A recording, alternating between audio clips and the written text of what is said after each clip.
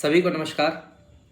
मेरा नाम कौशल कुमार और मैं बिहार सचिवालय सेवा के ग्रामीण कार्य विभाग में सहायक प्रशाखा पदाधिकारी के पद पर कार्यरत हूँ।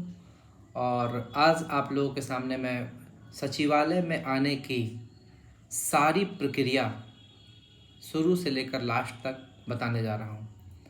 पहले इस वीडियो को मैंने 2 पार्ट में बनाया है। एक पार्ट में मैं आपको बताऊंगा, समझाऊंगा जो आप समझेंगे, और दूसरे पार्ट में मैं आपको पेपर पे लिख के समझाऊंगा, यानी कि डिजिटल वे में समझाऊंगा कि आप लिखे हुए को ज़्यादा अच्छे से समझ पाएंगे। सारा प्रक्रिया, सारा चरण, उसमें क्या क्या प्रोसेस होता है वो सब मैं बताऊंगा। तो चलिए आज का वीडियो स्टार्ट करते हैं।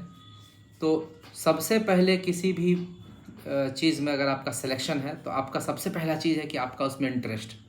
ठीक है, आप अगर किसी पोस्ट पे पसंद करते हैं तो उसमें सबसे पहला चीज़ होता है आपका इंटरेस्ट। आपका इंटरेस्ट है अगर सचिवालय में जॉब चाहना तो आप सचिवालय में आइएगा। ठीक है, सबसे पहला चीज़ तो ये है। दूसरा चीज़ होता है वैकेंसी। तो क्या वैकेंसी आने वाली है सचिवालय की? तो हाँ, ज़रूर वैकेंसी आने वाली है और बहुत ज़्यादा वैकेंसी नहीं आएगी। ठीक है, 2000 के अप्रॉक्स में वैकेंसी आएगी, जिसमें आपका जो वैकेंसी है वो लगभग 800 के राउंड एएसओ की वैकेंसी होगी। ये मेरा अनुमान है क्योंकि मैं अपने डिपार्टमेंट से उसको रिलेट कर सकता हूँ। मेरे डिपार्टमेंट में टोटल 100 सीट है, रूरल वर्क्स डिपार्टमेंट, जिसमें से 75 या 72 अभी कार्यरत है, यानी कि 28 या 25 सीट अभी खाली है। और पूरे बिहार में 45 विभाग है, यानी कि 45 विभाग है। मेरे विभाग में अगर 25 सीट है तो 45 को 25 से मल्टीप्लाई कर लीजिए, उतना सीट्स तो मिनिमम आपका खाली होना है। कुछ विभाग बड़े भी हैं, कुछ विभाग छोटे भी हैं, जैसे स्वास्थ्य विभाग, शिक्षा विभाग, आपका जीएडी है ना, सामान्य प्रशासन विभाग, मंत्रिमंडल सचिवालय है ना आपका, ये सब विभाग बड़ा है। तो इसमें आपका ज़्यादा कैंडिडेट्स की ज़रूरत पड़ती है। तो आपका सबसे पहले तो सीट खाली होना चाहिए, उस हिसाब से आपका रोस्टर क्लियरेंस होगा, सीट्स निकलेंगी और वैकेंसी आएंगी। अभी प्रक्रिया चल रही है, आपकी जल्द ही नोटिफिकेशन आने वाली है। ये कंफर्म कोई नहीं बता सकता है कि नोटिफिकेशन कब आएगी, और कोई लीक भी नहीं कर सकता है। ठीक है, इस बात को आप दिमाग में बैठा लीजिए। दूसरा चीज़ कि जो भी ज्वाइनिंग की प्रक्रिया है वो स्टार्ट होती है नोटिफिकेशन से। CGL 3 की बात करें तो CGL 3 में आपका नोटिफिकेशन था 1/2022। ठीक है, और नोटिफिकेशन स्टार्ट होने के साथ आपका फॉर्म भराने की प्रक्रिया स्टार्ट होती है। उसमें सीट्स आप सबसे पहले देखते हैं सीट कितनी है। तो सीट उसमें 3 लेवल पर थी, लेवल 7, लेवल 6 और लेवल 5। लेवल 7 में आपका 4 पोस्ट था। सबसे पहला पोस्ट सहायक प्रशाखा पदाधिकारी, असिस्टेंट सेक्शन ऑफिसर, यानी कि ASO, जिसमें मैं अभी हूँ। और दूसरा पोस्ट था लेवल 7 में मलेरिया इंस्पेक्टर या मलेरिया निरीक्षक, जिसका अभी नाम वेक्टर डिजीज इंस्पेक्टर या फिर वेक्टर का मतलब होता है मच्छर वगैरह, जो उससे जैसे डेंगू भी उसी में आ गया, मलेरिया भी उसी में आ गया, तो उसको कॉमन वर्ड दे दिया वेक्टर डिजीज इंस्पेक्टर वाला। ठीक है, तो उसको मलेरिया इंस्पेक्टर भी बोल देता है। ठीक है, उस समय वही नाम था, मलेरिया इंस्पेक्टर। जब हम लोग की नोटिफिकेशन आई थी उसमें सचिवालय सहायक था, अब उसका नाम ASO हो गया है। ठीक है, और उस समय 44 विभाग था, अभी 45 विभाग है, क्योंकि फरवरी 2024 में एक नया विभाग जुड़ा है, खेल विभाग। चलिए उसको हटाइए, आगे आते हैं। आपका तीसरा जो वैकेंसी था लेवल 7 में, वो था आपका उद्योग विस्तार पदाधिकारी। ठीक है, बहुत अच्छा पोस्ट है, डेफिनेटली बहुत अच्छा पोस्ट है। कोई भी ये मत समझिएगा कि ASO ही अच्छा पोस्ट है। योजना सहायक बेहतरीन पोस्ट है। सिर्फ 38 वैकेंसी आई थी CGL 3 में, और काफ़ी बवाल मचा रहा है अभी। ठीक है, बहुत बेहतरीन वैकेंसी, बहुत बेहतरीन। इतना अच्छा, आपका 38 जिला में सिर्फ 38 सीट। समझ सकते हैं कि आप अपने जिला के राजा हैं, है ना, मतलब राजा तो नहीं है, मतलब अच्छा है, मतलब पोस्ट बहुत बेहतरीन है। ASO गुच्छे में है। ठीक है, आपको बहुत ASO मिल जाएंगे सचिवालय में, लेकिन योजना सहायक कम मिलेंगे, समझिए ये बात आप। ठीक है, और दूसरा चीज़ बात करते हैं, ये तो लेवल 7 का 4 पोस्ट हो गया, ASO, योजना सहायक, उद्योग विस्तार पदाधिकारी, मलेरिया इंस्पेक्टर। लेवल 6 में आपका एक पोस्ट था, data entry operator grade C, DEO grade C। ठीक है, और DEO ग्रेड C आपका वित्त विभाग के अंतर्गत आता है। और उसके बाद आता है लेवल 5। लेवल 5 में आता है आपका ऑडिटर। ऑडिटर को 2 पार्ट में डिवाइड किया गया है। पहला ऑडिटर जो आपका कार्यालय निबंधक सहयोग समिति, और दूसरा ऑडिटर जो अंकेक्षण निदेशालय में आपका लेगा। तो आपका समझिए ऑडिटर के लिए आपका कुछ क्वालिफिकेशन रखा गया है, जैसे कि मैथ्स, इकोनॉमिक्स, है ना, और आपका कॉमर्स, सिर्फ इसके स्टूडेंट ही उसमें भर सकते हैं, या स्टैट्स। ठीक है, तो सिर्फ इतना से जो ग्रेजुएट हुए हैं, मैथ्स से ग्रेजुएट हुए हैं, स्टैटिस्टिक्स से ग्रेजुएट हुए हैं ऑनर्स, या फिर जो कॉमर्स लेके, वही ऑडिटर के फॉर्म भर सकते हैं। तो ये एक क्राइटेरिया उसका है, वो बेकार है ना। जब आपको टैलेंटेड स्टूडेंट मिल रहा है, उसकी खैर सरकार की बात है, मैं उस पर ज़्यादा डिस्कस नहीं करूँगा। उसके बाद आते हैं मिनिमम एजुकेशनल क्वालिफिकेशन, योग्यता। मिनिमम एजुकेशन क्वालिफिकेशन की बात करें तो आपको स्नातक होना चाहिए। ग्रेजुएट लेवल, हम सीजीएल की बात कर रहे हैं, बीएसएससी सीजीएल की, इंटर लेवल की बात नहीं कर रहे हैं। ग्रेजुएट लेवल की आपका मिनिमम एजुकेशनल क्वालिफिकेशन स्नातक तक होना चाहिए। यानी कि आपको आवेदन देने की अंतिम तिथि जो लास्ट डेट होगा, उस समय तक आपको स्नातक कर लेना होगा, या उसका डिग्री प्राप्त कर लेना होगा। उसके बाद आते हैं क्वालिफिकेशन डाटा एंट्री ऑपरेटर का, तो बता ही नहीं है, स्नातक होना चाहिए आपको मैथ में, या फिर इकोनॉमिक्स में, या फिर कॉमर्स में, या फिर आपका बीसीए बीएससी आईटी भी देता है ऑप्शन में। ठीक है, उसके बाद आपका क्या बोलते हैं, डाटा एंट्री ऑपरेटर के लिए था आपका क्या बोलते हैं, स्नातक बीसीए या बीएससी आईटी में, और ऑडिटर के लिए बता चुके हैं मैथ, इकोनॉमिक्स और स्टैटिस्टिक्स। अब आते हैं डॉक्यूमेंट्स क्या क्या लगेगा। आप डॉक्यूमेंट्स अपना बनवा के रखें पहले से ही, लेट ना करें। जाति प्रमाण पत्र लगेगा, चाहे वो SC ST हो या OBC हो।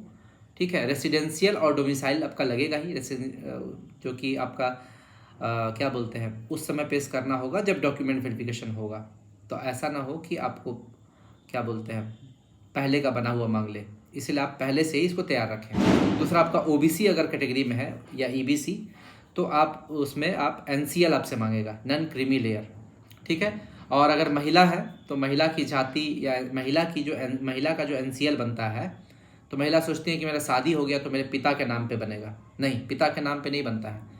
महिला का जो भी जाति बनेगा या उसका NCL बनेगा, वो उसके पति के नाम पे नहीं बनेगा, पिता के नाम पे बनेगा। ठीक है, हाँ, ये पति के नाम पे नहीं बनता। जैसे कि आप ये समझ लीजिए कि कोई महिला झारखंड की है और उनका शादी बिहार में हो गया, तो एक्चुअल रेसिडेंट उनका झारखंड है, पति के बेसिस पे बनाएगी तो बिहार में वो क्या हो जाएगी, अगर बिहार में शादी हुआ है तो वो बिहार की लोकल हो जाएगी। लेकिन पिता के नाम पर किया गया है, जो आपका सर्कुलर है GAD का, सामान्य प्रशासन विभाग का, वो यही कहता है कि पिता के नाम पर बनेगा। यानी कि बिहार की बेटी ही बिहार में आरक्षण का लाभ ले सकेंगी। झारखंड से आएंगी और बिहार में बहू बनेंगी, उनको बिहार में नहीं मिलेगा।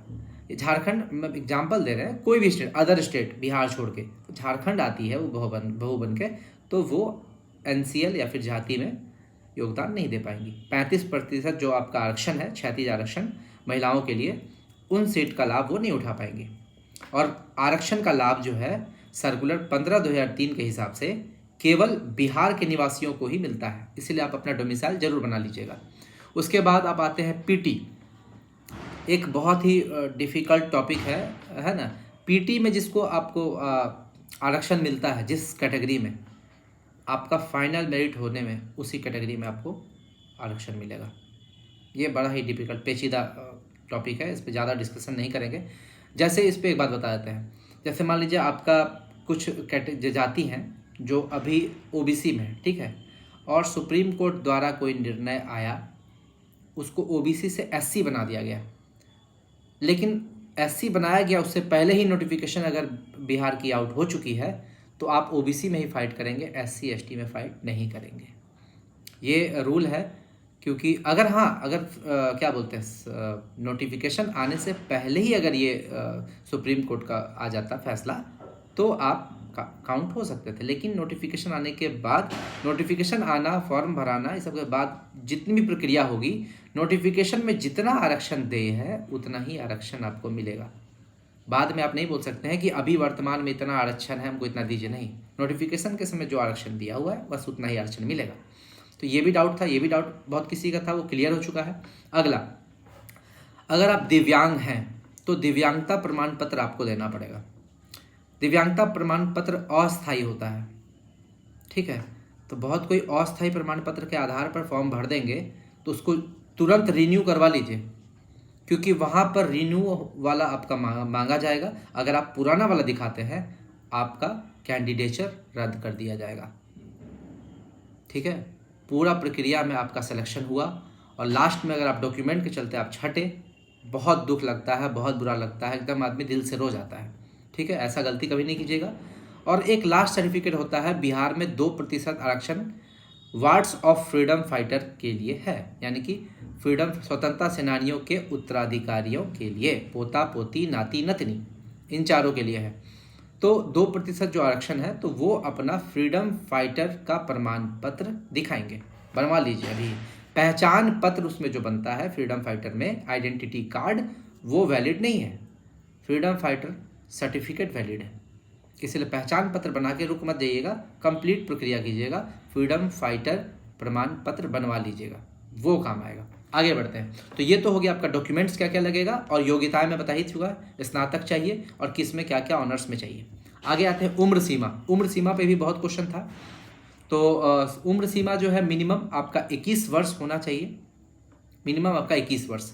मैक्सिमम का बात करते हैं। मैक्सिमम आपका जो जनरल है, अनारक्षित है, UR अनरिजर्व्ड, अनारक्षित में पुरुष के लिए है आपका 37 ईयर, 37 वर्ष, और महिला के लिए है 40 वर्ष। समझ में आ गया? अनारक्षित में पुरुष और महिला के लिए अलग अलग है, बाकी किसी में अलग अलग नहीं, सेम है। अनारक्षित में पुरुष के लिए 37 वर्ष, महिला के लिए 40 वर्ष।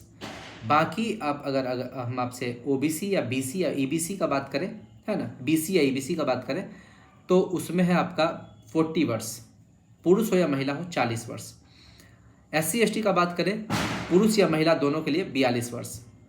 अब एक आपका क्या बोलते हैं, जो बिहार गवर्नमेंट में 3 वर्ष से ज़्यादा आपका नौकरी कर चुके हैं, उनको 5 साल की छूट दी जाती है। जैसे मान लीजिए कि आप बिहार में 3 साल नौकरी कर चुके हैं किसी भी पोस्ट पे, बिहार सिपाही में हो या बिहार में आप LDC पे हो, अगर आप 3 साल नौकरी कर चुके हैं तो आपको छूट दिया जाएगा, 5 साल का एज रिलैक्सेशन दिया जाएगा। यानी कि अगर आप जनरल में हैं और आपका 37 वर्ष हो रहा है, 5 साल जुड़ जाएगा, 42 साल तक फॉर्म भर सकते हैं। ये चीज़ बहुत किसी को नहीं पता होता, वो मैं बता दिया। लेकिन आप कैसे प्रूफ करेंगे कि मैं बिहार सरकार में 3 साल का नौकरी कर चुका हूँ? उसके लिए एक सर्टिफिकेट बनवाना पड़ेगा अपने सक्षम प्राधिकार से। सक्षम प्राधिकार पूछेगा कौन होता है, तो जो आपका ज्वाइनिंग अथॉरिटी है वो आपका सक्षम प्राधिकार है। जैसे आपका जो ज्वाइन करवाया है वही आपका सक्षम प्राधिकार है। वो आपको एक सर्टिफिकेट देगा कि हाँ फलना फलना फलना स्टूडेंट्स ने यहाँ पर 3 साल की नौकरी पूर्ण कर ली है, और उस पर उसका नीचे सिग्नेचर स्टैम्प रहेगा। यही होता है सक्षम प्राधिकार। ठीक है, और उसके बाद आते हैं दिव्यांग का बात कर लेते हैं। तो दिव्यांग के लिए, जो भी दिव्यांग है, डिसेबल है, उनके लिए 10 वर्षों की एज में छूट है, 10 वर्ष की छूट है। ठीक, ये भी उनके लिए क्लियर हो गया। आगे अब इसमें प्रोसेस कैसे होता है? 2 चरण होता है, PT और मेंस। क्या ऐसा कहीं प्रावधान है 2 चरण होने का? ऐसा प्रावधान है। एक ही चरण में एग्जाम होने का प्रावधान था पहले, जब फॉर्म्स बहुत कम भराते थे। इसमें प्रावधान ये है कि 40,000 तक अगर फॉर्म भराता है, अगर फॉर्म फिल 40,000 तक होता है तो आपका एक ही एग्ज़ाम होगा, सीधा मेंस, है ना। लेकिन अगर आपका 4,000 से ज़्यादा फॉर्म भरा गया तो इसमें PT के साथ मेंस भी हो जाएगा। फॉर्म्स कितना भराया है उसके हिसाब से स्टूडेंट्स को छांटने की प्रक्रिया तय होती है, और उस हिसाब से प्रारंभिक परीक्षा और मुख्य परीक्षा होती है। तो मुख्य परीक्षा तभी होगा, प्रारंभिक परीक्षा तभी होगा जब 40,000 से ज़्यादा स्टूडेंट्स ने फॉर्म भरा है। तो भाई 40,000 के लाखों में फॉर्म भराता है, इसलिए आप समझ लीजिए प्रारंभिक परीक्षा होगा ही होगा। ठीक है, ये मैं आपको प्रोसेस बता रहा हूँ, नियम बता रहा हूँ। ठीक है, कोई ज़रूरी नहीं, ये सब जानना भी कोई ज़रूरी नहीं, लेकिन आप जानिए, समझिए। उसके बाद क्या है, परीक्षा जो है आपका विभिन्न चरणों में आयोजित की जाएगी। ठीक है, यानी कि शिफ्ट्स में। ऐसा हो सकता है कि आपका एग्ज़ाम 22 तारीख को हो, किसी और का एग्ज़ाम 23 तारीख को है। तो जब भी परीक्षा विभिन्न चरणों में आयोजित की जाएगी, तो ज़रूरी तो नहीं कि सबके क्वेश्चन का लेवल सेम होगा। किसी का क्वेश्चन हार्ड हो सकता है, किसी का क्वेश्चन ईजी हो सकता है। तो उसके लिए इसमें नॉर्मलाइजेशन का प्रक्रिया भी है, यानी कि सामान्यीकरण की प्रक्रिया। अब देखिएगा नोटिफिकेशन आएगा, जब भी CGL 4 का नोटिफिकेशन आएगा ना, जो मैं बोल रहा हूँ एक भी चीज़ उसमें से नहीं हटेगा, आप देख लीजिएगा, सेम यही सब रहेगा। ठीक है, सामान्यीकरण की प्रक्रिया उसमें लगाई जाएगी, नॉर्मलाइजेशन। नॉमिनेशन में आपका मार्क्स बढ़ भी सकता है, घट भी सकता है। आप बोलिएगा सर हमको कैसे पता चलेगा? आपको पता नहीं चलेगा, क्योंकि जो बिहार एसएससी है, बीएसएससी आयोग है, वो मार्क्स नहीं बताती, वो रैंक बताती है। ठीक है, इसमें जो सिलेक्शन होता है वो रैंक के बेसिस पे होता है, मार्क्स के बेसिस पे नहीं। जैसे बोल देगा कि एएसओ की पोस्ट जिनको 300 से कम जिनका रैंक है उन्हीं को मिलेगा, मार्क्स नहीं बताएगा। अभी तक हम लोग को भी नहीं पता है कि हम लोग का मार्क्स कितना है, लेकिन एक अंदाज़ा इंसान लगाता है कि मैंने इतना क्वेश्चन सही किया था तो इतना के अप्रॉक्स में कट ऑफ गया होगा, है ना। जब जो लोग क्वेश्चन पूछते हैं कि आपका सर कितना मार्क्स आया, ये वो मत पूछिए, मार्क्स नहीं बताता है बीएसएससी। ठीक है, बाकी आप लोग कुछ भी उल्टा पुल्टा इसके बारे में मत कमेंट कीजिएगा। आगे बढ़ते हैं। तो इसमें 2 एग्ज़ाम होगा, प्री और मेंस। ठीक, तो आपका प्रक्रिया अब स्टार्ट होता है। प्रारंभिक परीक्षा में 3 चीज़ होगा, 50-50-50 में बांट लीजिए। पहला हो गया आपका जीएस यानी कि जनरल स्टडी, सामान्य अध्ययन, 50 नंबर का। ठीक है, इसी में आपका करंट अफेयर्स भी आ जाएगा, फिजिक्स केमिस्ट्री, जो भी फिजिक्स केमिस्ट्री नहीं, वो उसके लिए अलग है, साइंस अलग है। इसमें आपका जो सामान्य अध्ययन है उसमें आपका भौतिकी आ जाएगा, हिस्ट्री आ जाएगा, इकोनॉमिक्स आ जाएगा, करंट अफेयर्स आ जाएगा, और भारत और उसके पड़ोसी जो राज्य देश हैं वो आ जाएगा, राज्य राजधानी, स्टैटिक, जीके सब इसमें आ जाएगा। तो 50 क्वेश्चन हो गया सामान्य अध्ययन, 50 क्वेश्चन रीजनिंग, मानसिक क्षमता वाला। ठीक है, रीजनिंग रहेगा 50 क्वेश्चन, और जो बचा 50 क्वेश्चन उसमें आपका साइंस और मैथ मिला कर रहेगा। यानी कि आप समझ लीजिए कि ये सिलेबस है आपका प्री के लिए, और यही सिलेबस मेंस के लिए भी है। यानी कि आपका तैयारी अगर प्री में कंप्लीट कर लिए आप, मेंस में आपको कोई नहीं रोक सकता है। प्री में बहुत तेज स्टूडेंट छट जाते हैं, मैं बता रहा हूँ आपको। अगर आपका 0.1 से भी सिलेक्शन हो गया प्री में, समझ लीजिए कि बहुत तेज लड़के छट गए कम तैयारी की वजह से। आप अपना तैयारी प्री में ही रखिए, अभी से तैयारी पूरा कीजिए, नहीं तो बाद में जाके आप कंप्लीट नहीं कर सकते हैं। ठीक है, तीन टॉपिक है, 50-50-50 में बटा हुआ है। सामान्य अध्ययन, मैथ और साइंस हो गया आपका 50 का, और आपका 50 का रीजनिंग। आप समझ लीजिए आपको कैसे तैयारी करना है। रीजनिंग और मैथ डेली बनाना है। जीके प्रैक्टिस से, टेस्ट सीरीज आपको मॉक टेस्ट रेगुलर लगाना है, आपको एनालिसिस करना है, प्रीवियस ईयर क्वेश्चन बनाना है, और अलग अलग एग्जाम। अभी देखिए, अभी जितने भी स्टूडेंट होंगे वो आपको सिर्फ और सिर्फ बीएसएससी पे फोकस नहीं होगा उनका। अभी देखिए आपका आरपीएफ का एग्ज़ाम है, अभी आपका एनटीपीसी का एग्ज़ाम है। ठीक है, अभी आपका एएलपी टेक्नीशियन वाला एग्ज़ाम है, अभी आपका बिजली विभाग बीएचपीएससीएल वाला एग्ज़ाम है, अभी आपका ये सिविल कोर्ट का एग्ज़ाम है, अभी इंटर लेवल एग्ज़ाम होने वाला है। तैयारी समझिए, आपके पास कम मौका नहीं है, बहुत मौका है। तैयारी आप कैसे करते हैं ये आप पे डिपेंड करता है। ठीक है, जो लड़का का तैयारी होगा देखिएगा वो सारा एग्ज़ाम निकाल लेगा, तैयारी नहीं हुआ उसका एक भी एग्ज़ाम नहीं निकलेगा। ठीक है, आपको पछाड़ने वाले बहुत हैं। ठीक है, तो आप समझिए कि आपको कैसे आगे बढ़ना है। ठीक है, हर एग्ज़ाम में आप छट रहे हैं 1 नंबर से, 2 नंबर से, 1.5 नंबर से, ये आपकी ऐसा नहीं है, हर कोई छटता, मैं भी छटता हूँ। ठीक है, लेकिन अगर आपकी तैयारी करते हुए बहुत साल गुजर गए हैं ना, तो आप एक बार अपना 100% दीजिए ना, छोड़ दीजिए सारा त्यौहार वगैरह। अभी आप दुर्गा पूजा में 10 दिन आप दुर्गा पूजा में वेस्ट किए हैं, ठीक है, घर जाके। अब दिवाली छठ में आप वेस्ट करेंगे, क्या आप पढ़ाई नहीं कर सकते यार? 1 साल छोड़ दीजिए, पूजा कौन सा जरूरी है? पहले अपना कैरियर पे फोकस कीजिए, कर्म ही पूजा है। पूजा कीजिए कर्म का, पढ़ाई का यार, पढ़ाई कीजिए और जॉब लीजिए।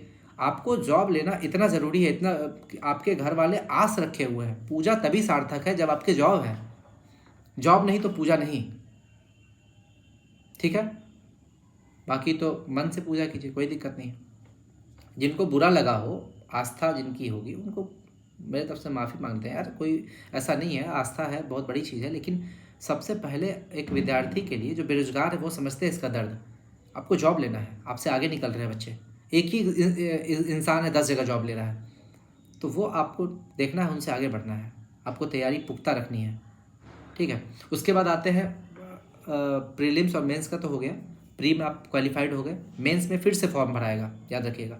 मेंस प्री में फॉर्म भरें, मेंस में फिर से फॉर्म भरेंगे, वही सारा डिटेल्स भरेंगे। उसके बाद मेंस में आपसे पोस्ट प्रेफरेंस मांगेगा कि आप पहला चॉइस किसको देना चाहते हैं, किस पोस्ट को देना चाहते हैं। वो बड़े आराम से भरिएगा, जब वो समय आएगा तो मैं आपको बताऊंगा कि कौन सा पोस्ट प्रेफरेंस कब भरना है। तो अभी आप निश्चिंत रहिए, पोस्ट प्रेफरेंस प्री में नहीं मांगेगा, मेंस में मांगेगा। उसके बाद आपसे प्रीलिम्स में देखिए बुक अलाउड है, मेंस में बुक अलाउड नहीं है। बुक अलाउड का मतलब क्या? कोई भी बुक नहीं, इसमें आपको नोट्स आपके अपने हाथ से हैंड रिटेन नोट्स अलाउड नहीं है। आप इलेक्ट्रॉनिक गैजेट्स नहीं ले जा सकते हैं। आप इसमें कोई गाइड नहीं होता है, गाइड्स वगैरह, शर्मा प्रेस जो होता है वो सब नहीं ले जा सकते हैं ना।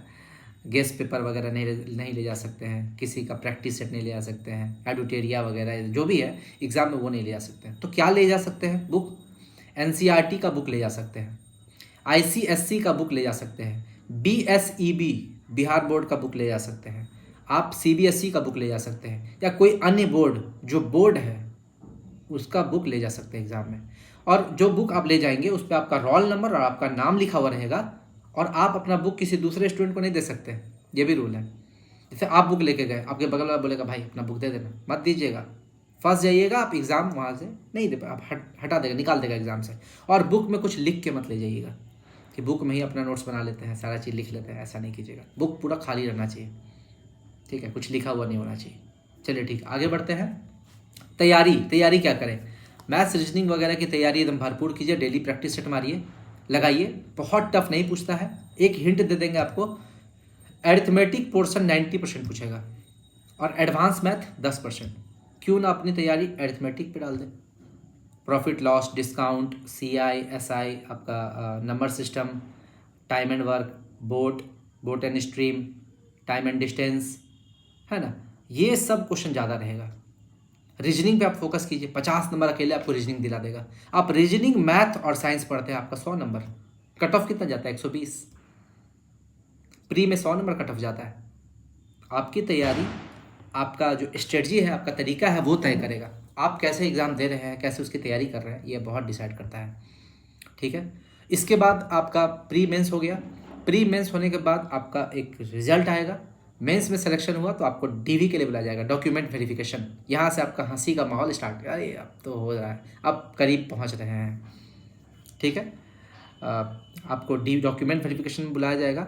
डॉक्यूमेंट वेरिफिकेशन में आपका जितना भी दस्तावेज मैंने बताया था, सर्टिफिकेट्स वगैरह सब, वो सब का जांच होगा। आपका जो मैट्रिक का सर्टिफिकेट नंबर है, इंटर का, ग्रेजुएशन का सर्टिफिकेट नंबर मिलाया जाएगा, रेसिडेंशियल वगैरह सब मिलाया जाएगा। जो भी डॉक्यूमेंट्स है, आपका दिव्यांगता वाला, जाति प्रमाण पत्र, आवासीय, ये सब जो भी, आधार कार्ड, पैन कार्ड, जितना चीज़ मांगेगा आप सब ले जाइएगा। वो होने के बाद आपका मेरिट लिस्ट निकलेगा। मेरिट लिस्ट निकल गया, समझ लीजिए आपका सिलेक्शन तय।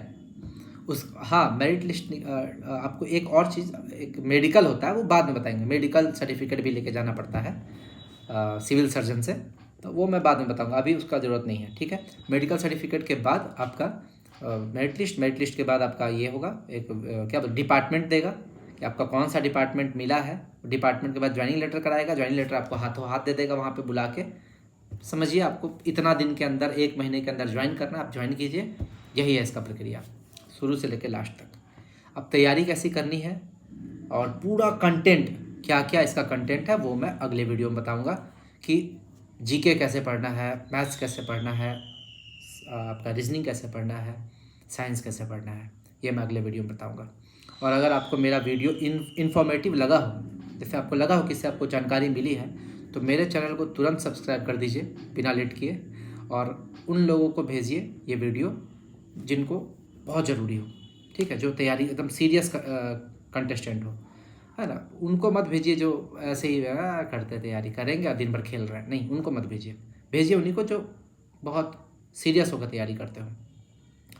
और दूसरा चीज़ कि आप अपने तैयारी के सामने किसी भी चीज़ को प्राथमिकता मत दीजिए। तैयारी के सामने कुछ भी प्राथमिकता नहीं कि घर में हैं, बाजार जा रहे हैं, इधर जा रहे, भाई हो जाएगा बाद में। और बहुत लोग जॉब करते हैं, रेलवे में बहुत लोग जॉब करते हैं, या बहुत कोई स्टेट एग्ज़ाम एलडीसी वगैरह में जॉब करते हैं। भाई टाइम निकालिए, रात में जाते होंगे, सोने का मन करता होगा, थके हुए रहते होंगे। हमारे रेलवे के स्टाफ्स वगैरह कितने थक जाते हैं, है ना। थकिए, लेकिन आप कोशिश कीजिए ड्यूटी का टाइम को यूज़ करने का। मैं भी था रेलवे में, मैं एसआई में भी था, एसआई में रह के मैं पढ़ लिया। आप समझ सकते हैं कितना टफ़ है। ट्रेनिंग में था मैं उस समय, और ट्रेनिंग में रह के पढ़ना कितना टफ़ होता है ये आप समझ सकते हैं। जो लोग एसआई होंगे वो बहुत बखूबी समझ रहे होंगे।